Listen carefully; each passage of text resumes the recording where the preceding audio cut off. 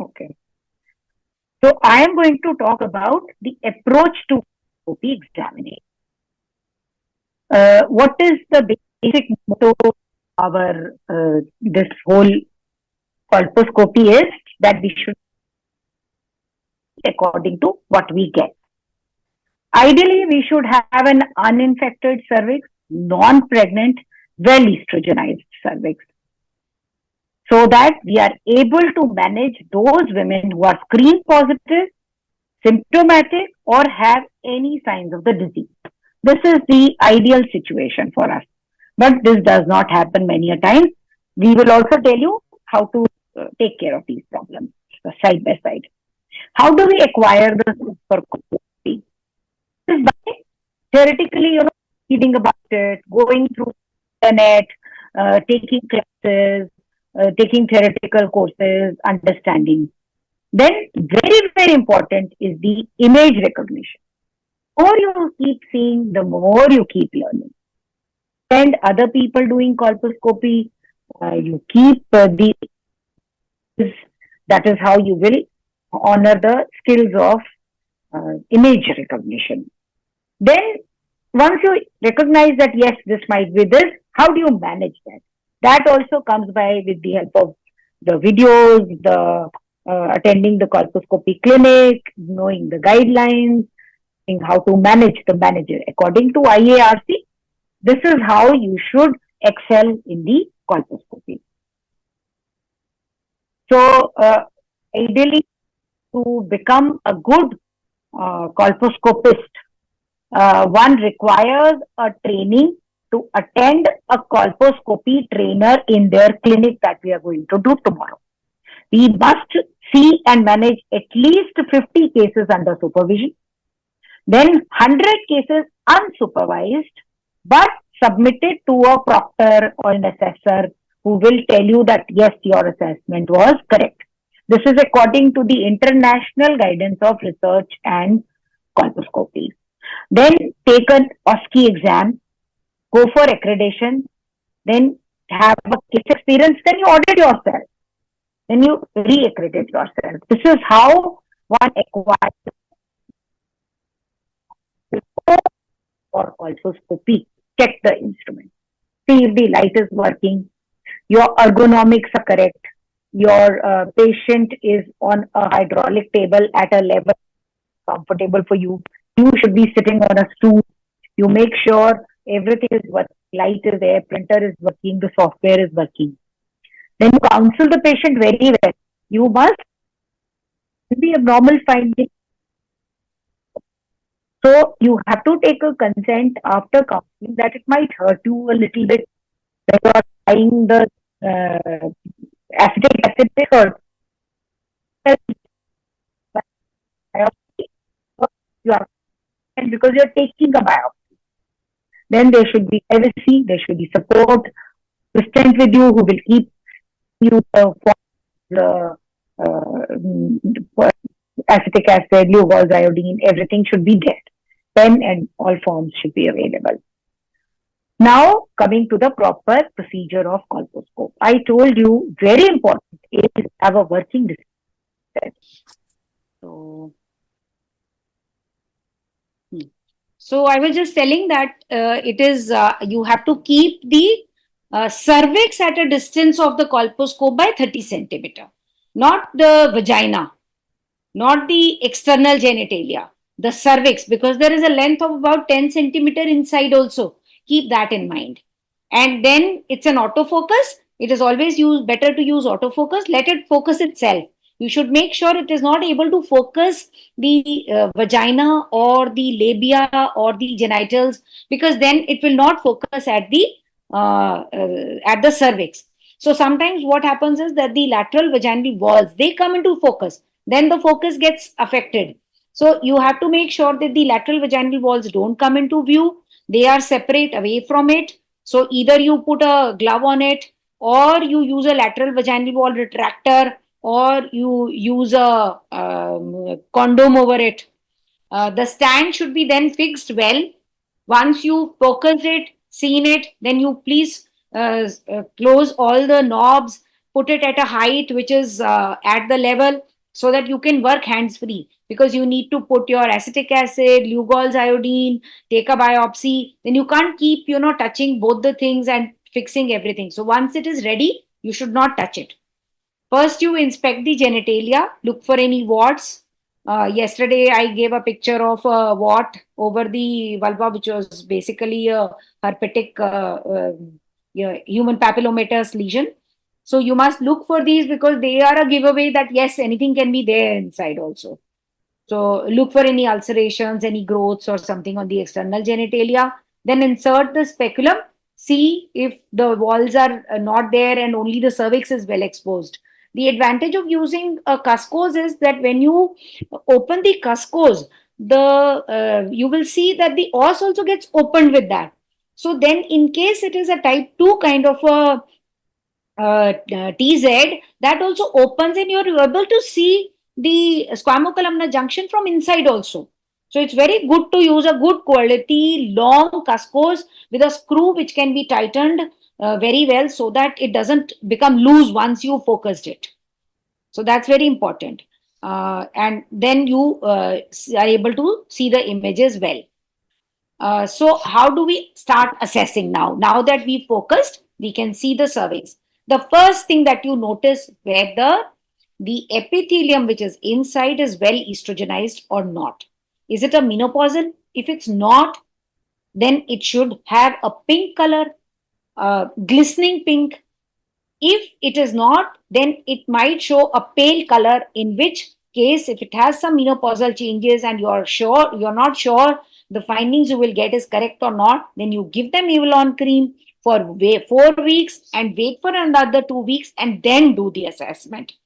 The pregnancy makes it a bluish bluish kind of a coloration on the cervix, and that is how you make out that yes, there might be some changes due to pregnancy.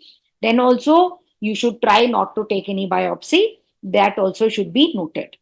Then you see whether any previous treatment were taken or not. In cases if a LEEP has been performed for follow-up you are doing, then also there'll be some fibrosis areas that should also be noted, that yes, maybe that thing which looks like a problem is some treatment that you've given before. You look for the infections. As we can see in this picture, there is green frothy discharge. So this is a patient where you straight no to a biopsy. You confirm whether you're able to see the whole of the cervix, the vagina, and everything is visible or not. Once you assess the state of the cervix, then you start viewing the cervix. So first thing that you do is you look at the cervix and apply some saline. That is, this view we call it as a naked eye view because you're not applying anything else other than a saline. What does saline do? It removes the cervical mucus which is present over the external os. So once you remove the mucus, then the features of the columnar epithelium and the squamous epithelium, they get heightened. But be careful, don't mop it so hard that it starts to bleed. It should be just dab.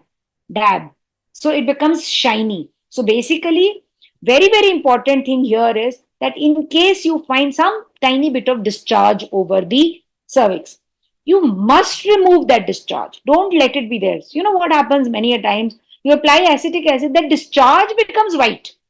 And you feel that it's an acetowhite area. But basically, that was a discharge which was actually present over the cervix. So these are very, very minute things which one be very careful about. So once you've seen the cervix after saline, you put the magnification at 4. Look at whole of it. Once it is focused at 4, then you don't need to change the focus at all. Then you keep only increasing the magnification. You increase to 6, then you increase to 8. For a naked eye view, 4 to 8 is more than enough. You don't need to do it more than that.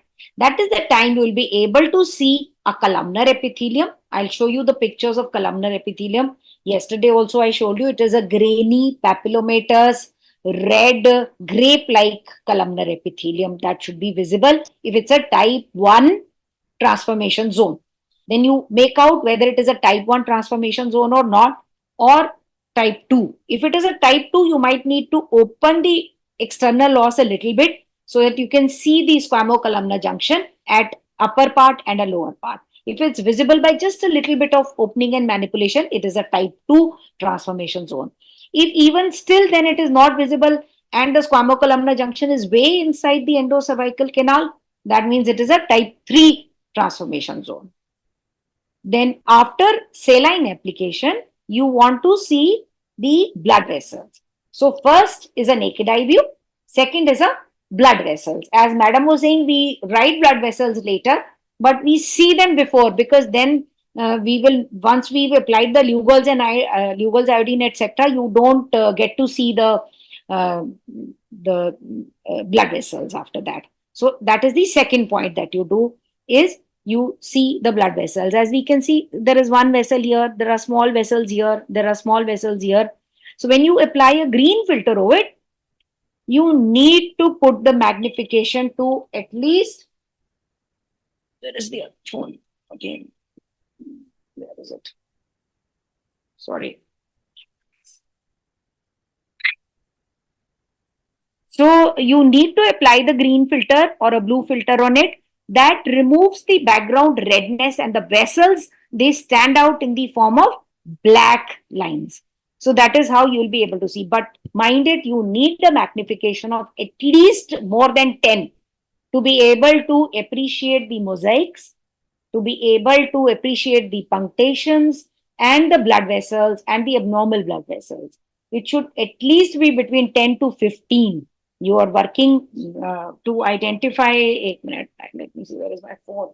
By coming here, my phone is lost.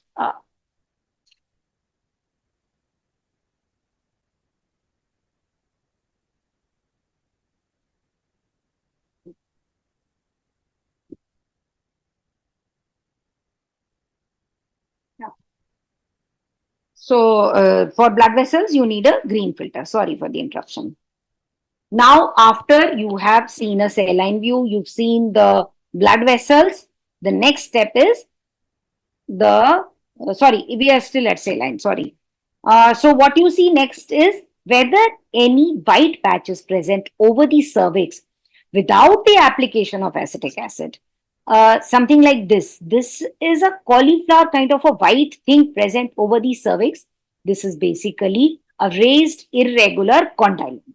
Similarly, here it is a flat condyloma. This is a cauliflower condyloma. I'm trying to show you a lot of pictures, so that they stay in your mind what a condyloma looks like. What is a leukoplakia? Is a flat white spot in the cervix without application of acetic acid. So these will be seen only as a low power after application of saline. Columnar epithelium will be seen in case there is an ectropion lying at the external os very well as a fiery red columnar epithelium over the external os. A polyp may be seen at this level only at the time of saline application at the external os. Any infections will be visible. Then a cancerous lesion will also be visible at this time only. So you have to make sure that you make a note of any of these lesions just before application of acetic acid.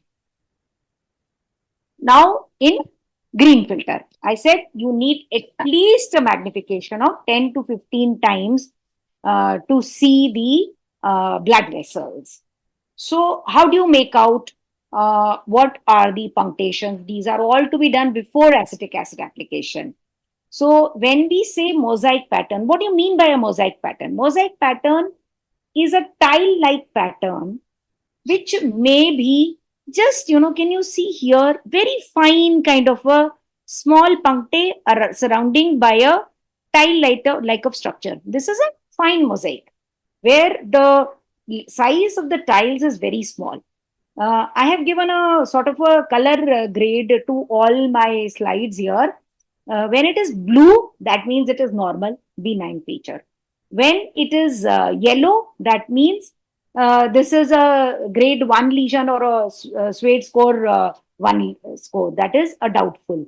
When it is red, that means absolutely sure that these are more in favor of a high grade lesion. So when you see a fine mosaic, it's a normal lesion. They can be present even in a normal infection. If the mosaic pattern is absent, then it's okay.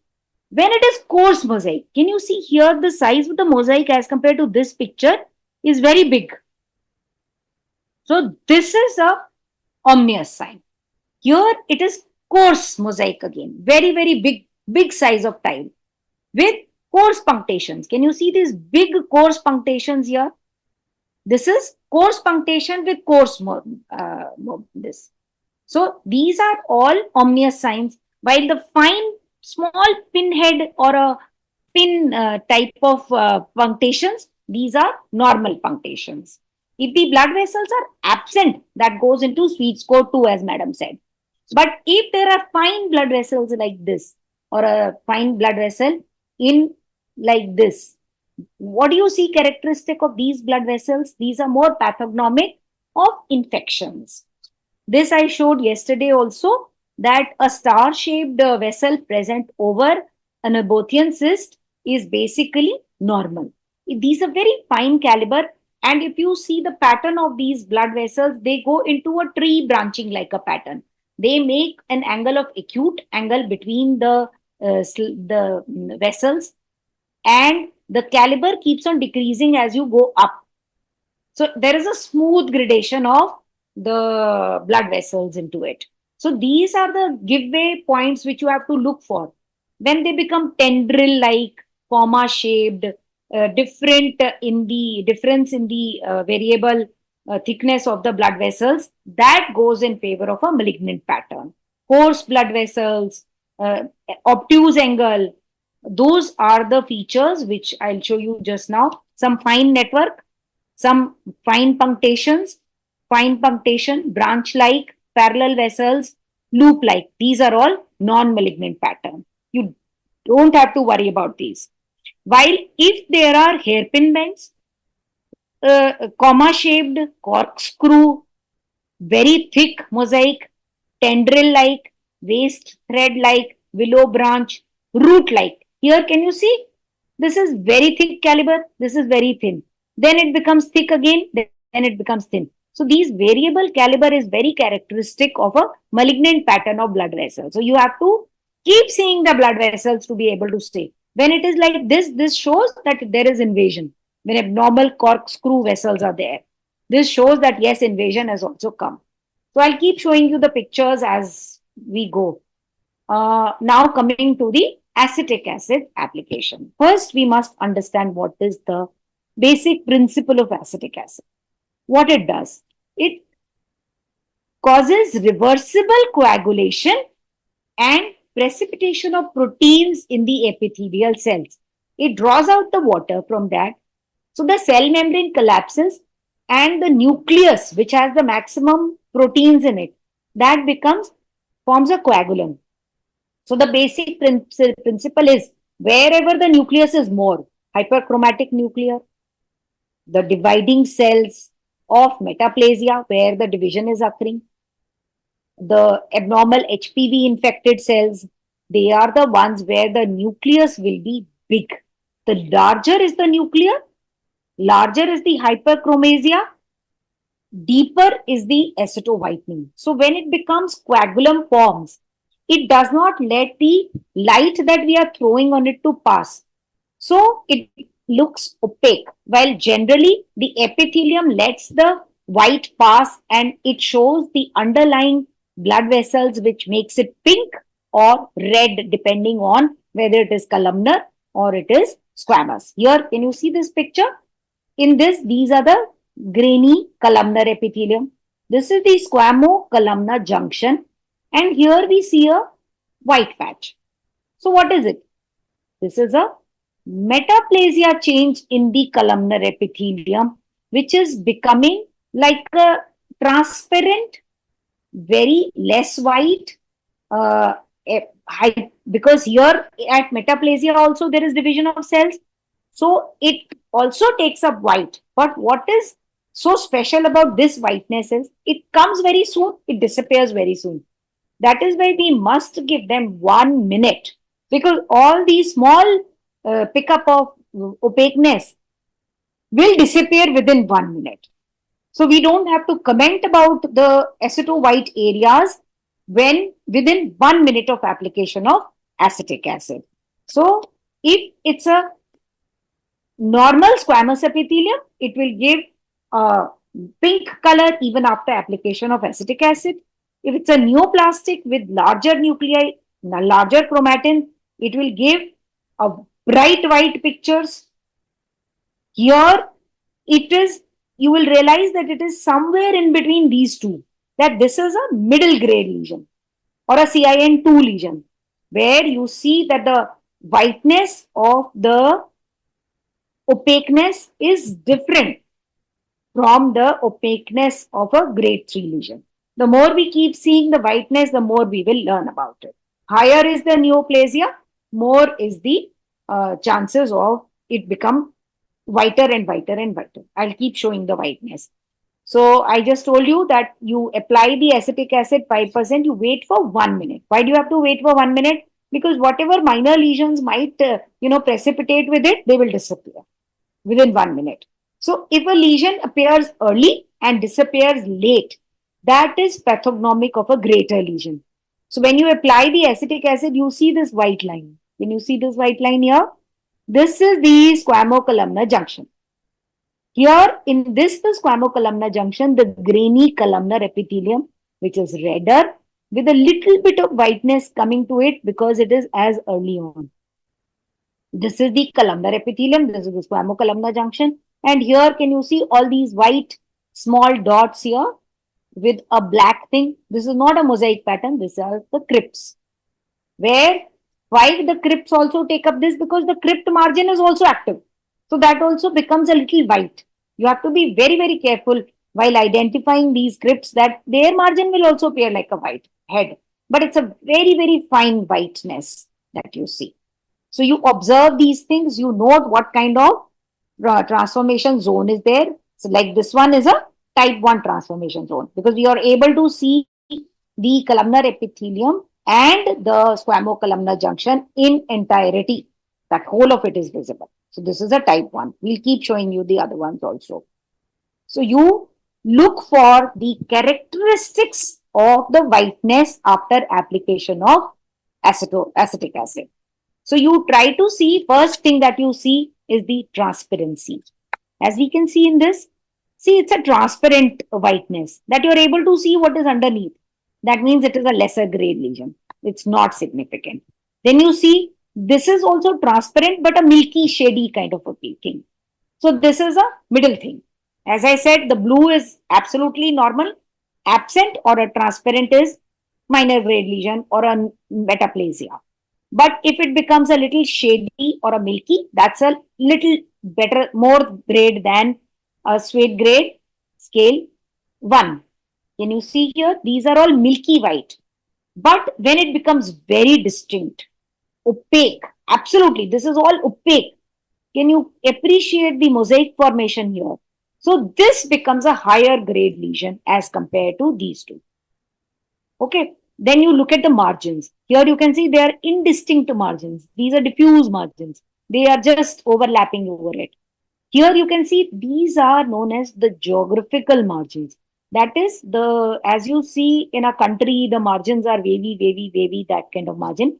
These are sharp. These are indistinct, but these are sharp. Sharp margins, which are geographical, but irregular, jagged, that is a grade 2 lesion, not a grade 3 major lesion.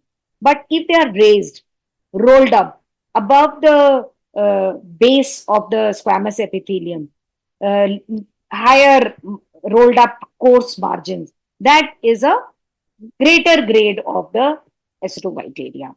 The surface you see of the acetowhiteness, whether it is flat or it is raised. When it is raised, then it is more pathognomic. Then you look for the quadrant or the area of involvement. If we see this cervix, this is only one quadrant. If you divide it into 4, only one quadrant. That is less than 25% involvement. That means it is a minor lesion. Here you see it's about 2 quadrants involvement. Here it is complete involvement. So it is more than 75% involvement. So 25 to 50, lesser grade. 50 to 70 or more than 75, that is a higher grade lesion. So you have to note all these lesions after applying the acetic acid. All these points are to be noted. Very important is the onset of the timer. So what we do is, as soon as we apply the acetic acid, you switch on the display mode.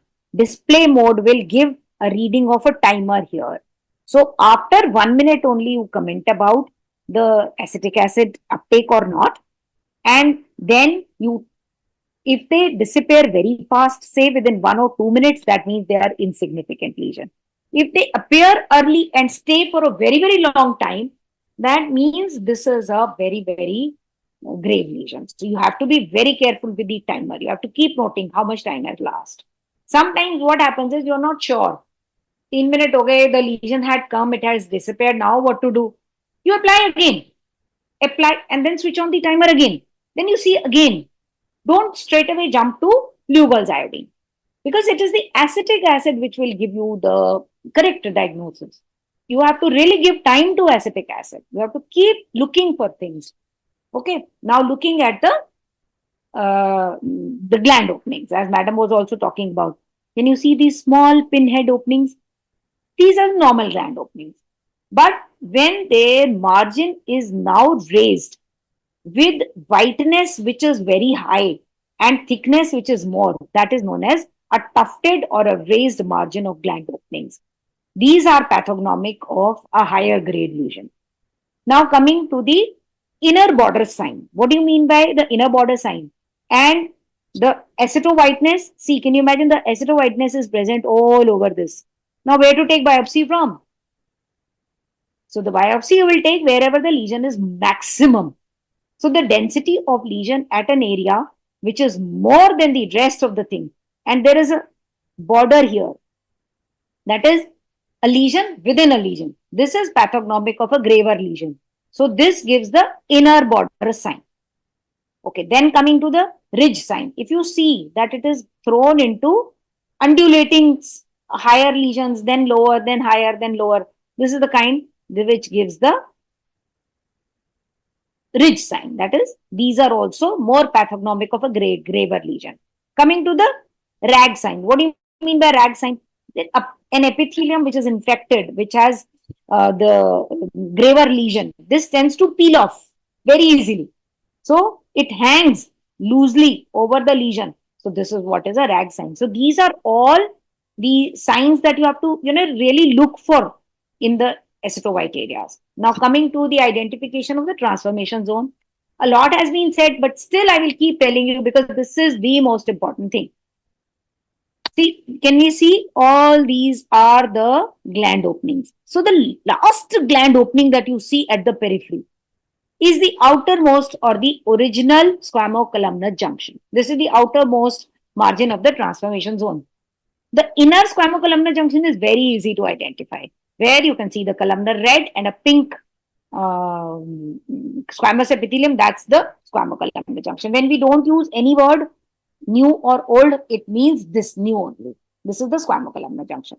So if the squamocolumnar junction is fully available on the external os, it is type 1.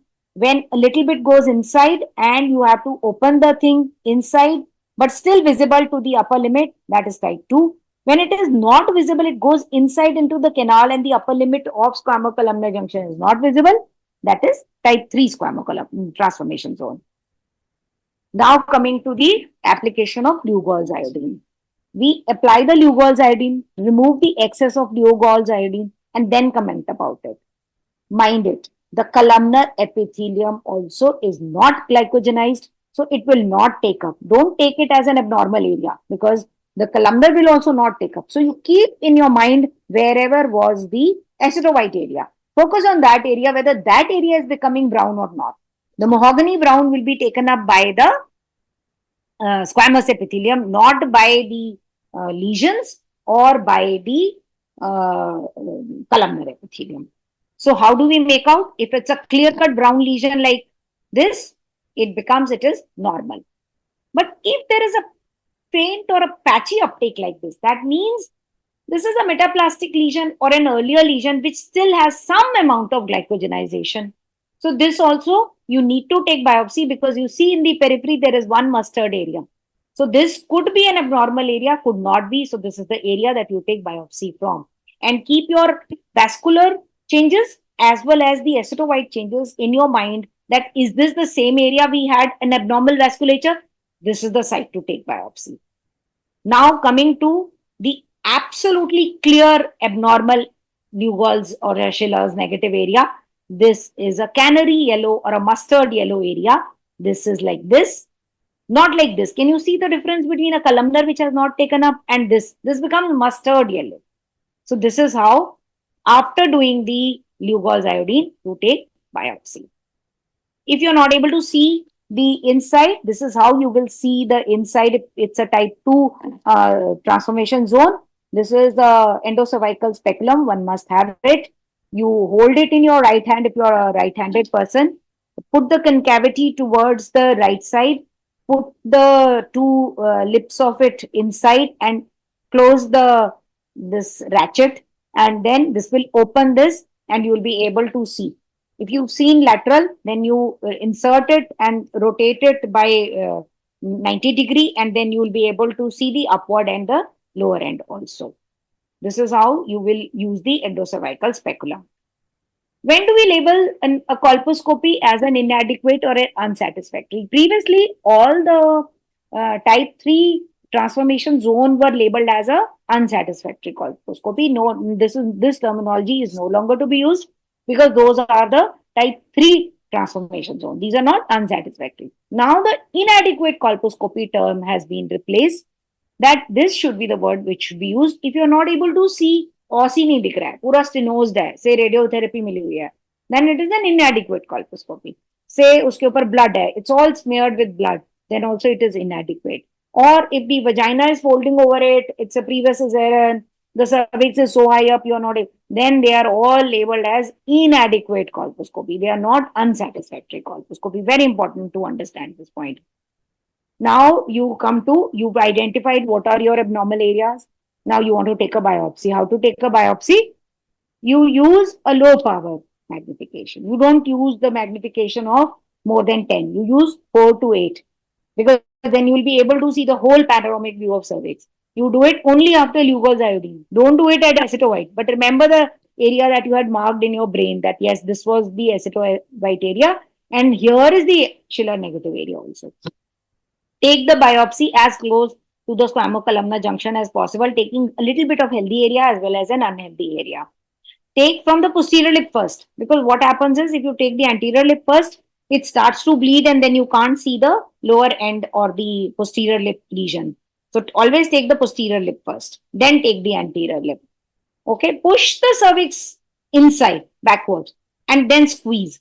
That is how you will take a punch biopsy.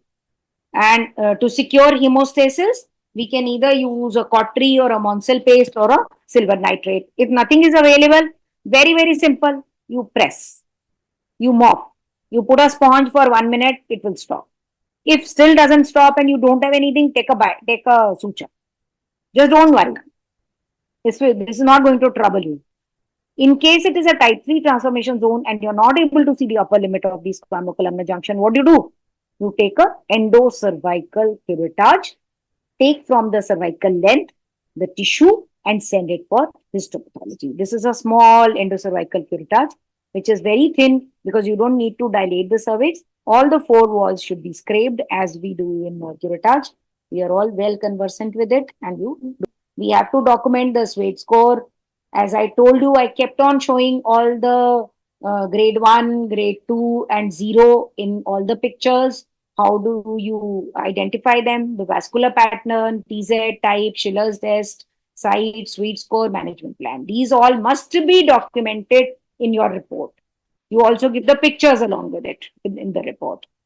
So basically, cytology is not equal to histology. That is why we are doing colposcopy, because we need a chunk of biopsy to say that what kind of lesion is it. So histology is confirmatory. We must take a biopsy from the suspected lesion.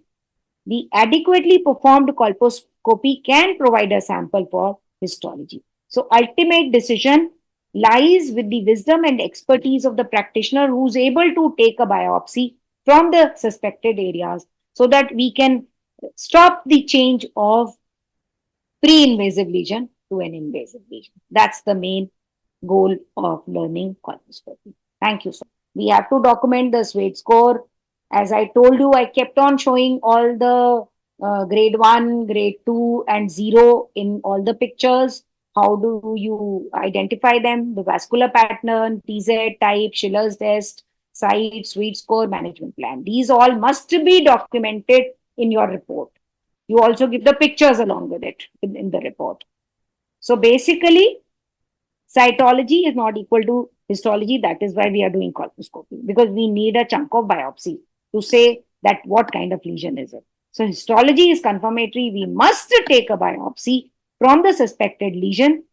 The adequately performed colposcopy can provide a sample for histology. So ultimate decision lies with the wisdom and expertise of the practitioner who's able to take a biopsy from the suspected areas so that we can stop the change of pre-invasive lesion to an invasive lesion. That's the main goal of learning colposcopy. Thank you so